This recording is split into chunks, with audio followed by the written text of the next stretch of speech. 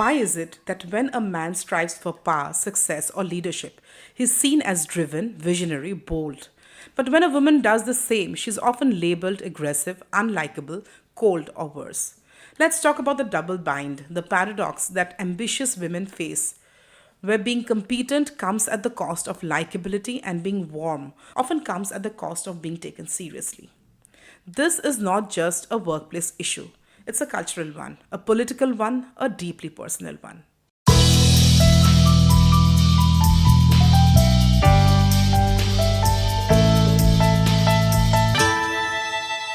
Welcome back to the Personal Lens, where we explore the political through the personal. I'm your host, and today we are unpacking a deeply layered and often invisible truth: the gendered cost of ambition. What is the double bind? Let's begin with a clear definition. The double bind refers to a situation where a person faces two or more conflicting expectations, such that meeting one requirement automatically means violating the other. For women, especially in professional settings, it manifests like this. If she's assertive, she's too aggressive. If she's collaborative, she's not leadership material. If she's confident, she's arrogant. If she's humble, she lacks ambition. A 2016 report by McKinsey and Lianlin.org found that women are promoted based on performance, but men are promoted based on potential. That means women have to already prove themselves repeatedly before being trusted with leadership. Now, the cultural roots of the double bind. This problem isn't new. Patriarchal societies have long associated power with masculinity and nurturance with femininity. The archetype of the ideal woman is self sacrificing, family oriented, modest, and agreeable. So, when women pursue power or independence, they are seen as transgressing their gender role. Simone de Beauvoir wrote in The Second Sex that one is not born, rather becomes a woman. What she meant was that society teaches women how to perform gender, from behavior to ambition, and any deviation is punished. We shall deal with this construction of gender in more detail at a later episode here. Let's take the example of Delhi Crime's protagonist, DCP Vartika Chaturvedi, based on a real IPS officer. She is brilliant, firm, and authoritative. But the show subtly captures how her leadership requires constant emotional negotiation with her team, with her daughter, with herself. Her authority isn't naturalized. It must be earned, performed, and even apologized for at terms. Now compare this with male characters in power, whose authority is rarely questioned and certainly never pathologized.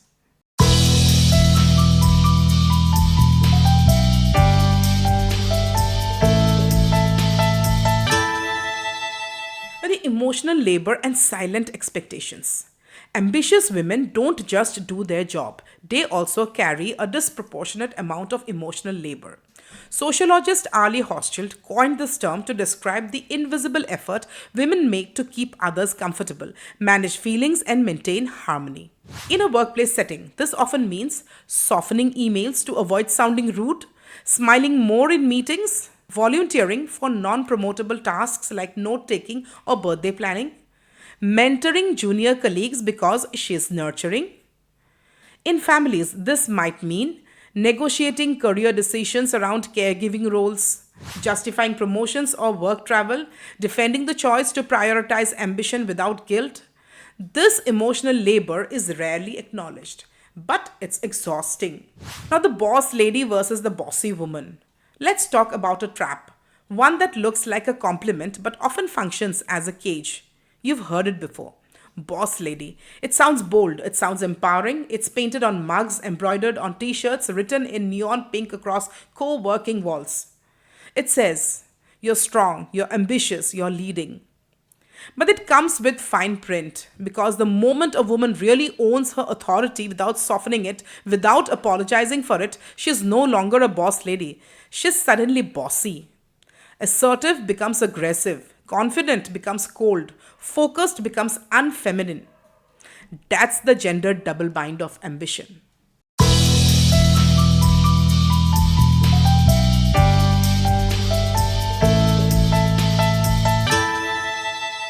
Research consistently shows that women leaders are judged through a harsher lens than women. A Harvard Business Review analysis found that women are perceived as less likable when they display ambition or authority. while the same traits make men appear more competent and respected. Sheryl Sandberg, former COO of Meta, called this the likability penalty. She writes in Lien, success and likability are positively correlated for men and negatively correlated for women. In other words, when men lead, they are admired. When women lead, they are tolerated at best, feared or dismissed at worst.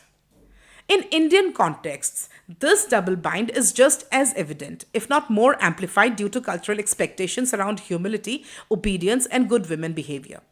Let's take the case of Smriti Irani, a prominent minister in Indian politics. Regardless of political leanings, observe the pattern. She is frequently called shrill, dramatic, or over emotional when she debates in parliament, while male politicians are celebrated for being fiery or passionate. And let's not forget the media's role. In films, the boss woman is often shown as lonely, bitter, or emotionally cold. Think of characters like Priyanka Chopra's role in Aitraz or Shefali Shah's powerful but isolated IPS officer in Delhi Crime. Power for women always comes at a price.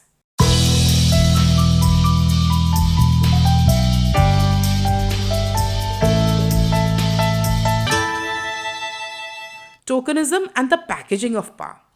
Now, the problem with boss lady culture is that it sells sanitized ambition. It's acceptable so long as it's pretty, pink, polite, and never threatening. It's power packed with lipstick and disclaimers. It says you can lead, but do not forget to smile. It says you can rise as long as you don't outshine the man too much. It's why ambitious women are celebrated when they stay within the limits of palatable power, but punished the moment they cross an invisible line. You see it in how women leaders are interviewed. Can you balance family and work? Do your colleagues feel intimidated by you? These and many more are some of the questions, uncomfortable questions, their male counterparts are never asked. The intersectional lens. So let's not forget how caste, class, religion, and sexuality deepen the double bind. For Dalit, Adivasi, or Muslim women, professional ambition often invites both gendered and communal backlash. They face not just sexism but systemic exclusion. The cost of ambition is even higher. Queer women or trans persons navigating ambition have to battle erasure in addition to bias. There's often no space for their aspirations in heteronormative or cis-centric workplaces. This is why feminist scholar Kimberly Crenshaw's concept of intersectionality is so crucial. It reminds us that identity is layered and so is discrimination. The real cost: silence, stress, and self-policing. So what's the result of all this? Women start self-monitoring. They shrink themselves, soften their tone, add emojis to emails so they don't sound too harsh. They apologize before asking questions. They over-explain just to avoid being misunderstood. It's exhausting, it's emotional labor, and it's not ambition that burns women out. It's the constant demand to perform femininity while leading. And what happens when they refuse to comply? They are called arrogant, difficult, bossy, or simply left out.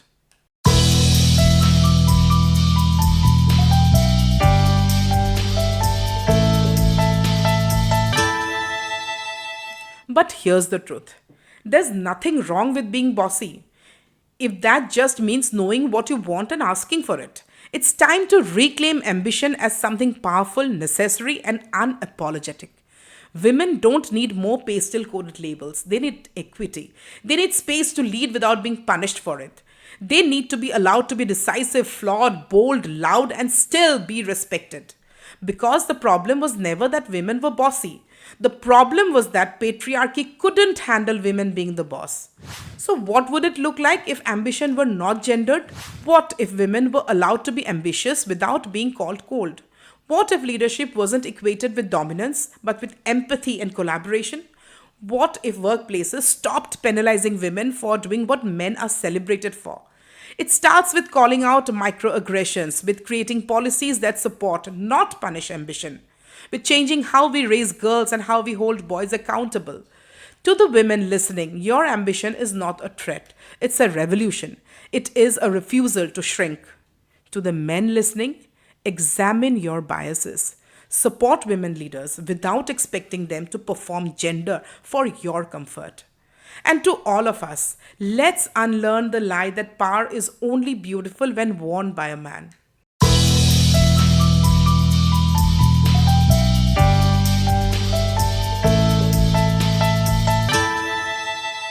Thank you so much for listening to The Personal Lens. This is Jayanti signing off. Do not forget to like, subscribe, and share.